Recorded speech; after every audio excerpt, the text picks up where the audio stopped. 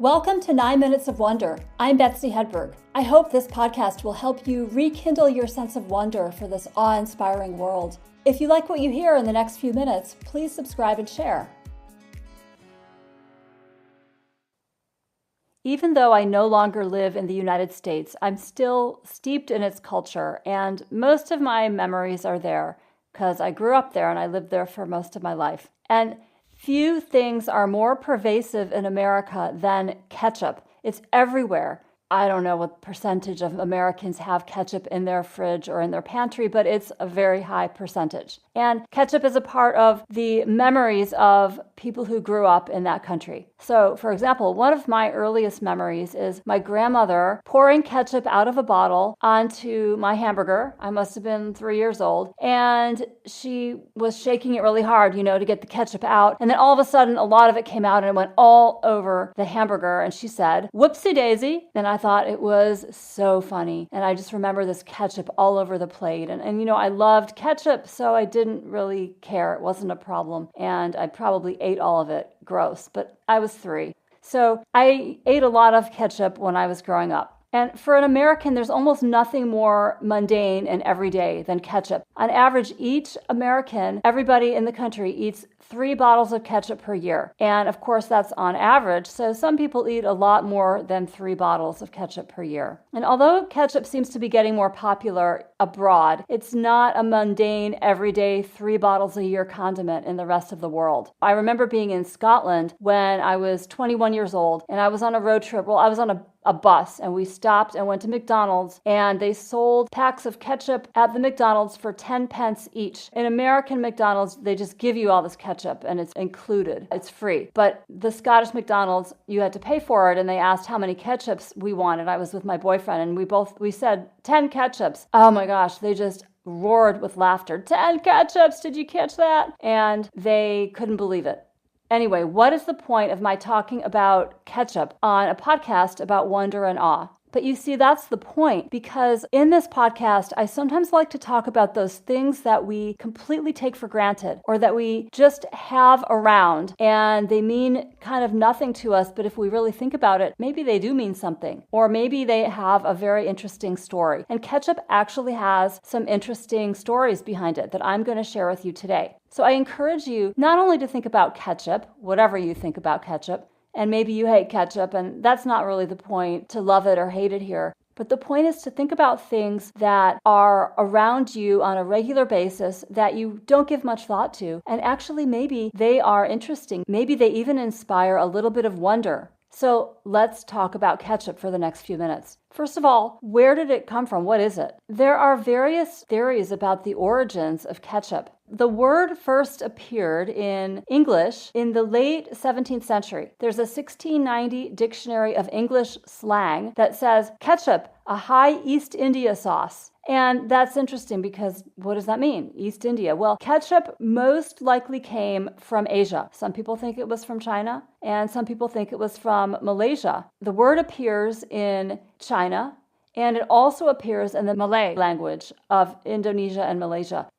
In this particular area of southern China, it means the brine of pickled fish or shellfish. And in Malaysia, it is a sauce that, similar. So those two could be the same, but they're not exactly clear on the origin. When I lived in the Netherlands, we would order Indonesian food because Indonesia used to be colonized by the Dutch. So there are a lot of Indonesian restaurants in the Netherlands. And a common dish would be with ketchup, Ketjap, that's the Dutch. But in Malaysian, or Indonesian, it would be Kecap. So that's my favorite theory, that it came from the Malaysian or Indonesian language and came to Europe by way of the colonial traders.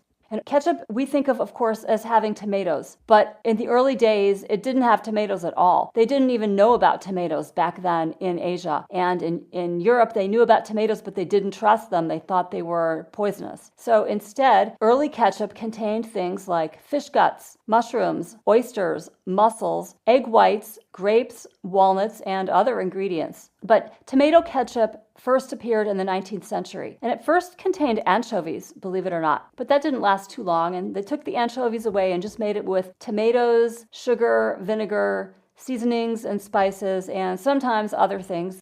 In the 1830s, they started to market ketchup as medicinal. And there was a guy, I didn't write down his name in my notes here, but he created this thing called tomato pills, which was like ketchup in pill form. And he claimed that it would help with digestive problems. But that market collapsed after a bunch of copycats sold fake tomato pills that contained either harmful chemicals or sometimes they contained only laxatives in the pills that were supposed to be treating diarrhea. So go figure, that did not last as a viable business. But a few decades later, a company called Heinz got into the ketchup business. And you know where that led, right? Because of course, Heinz is the most popular brand of ketchup in America today and actually around the world. And Heinz is the company that started to use the word ketchup. My other grandmother used to call it catsup. Have you heard that before? She's the only person I've ever known who says that. And apparently some people in the American South still say catsup. But anyway, Heinz decided, no, it's ketchup now with a K.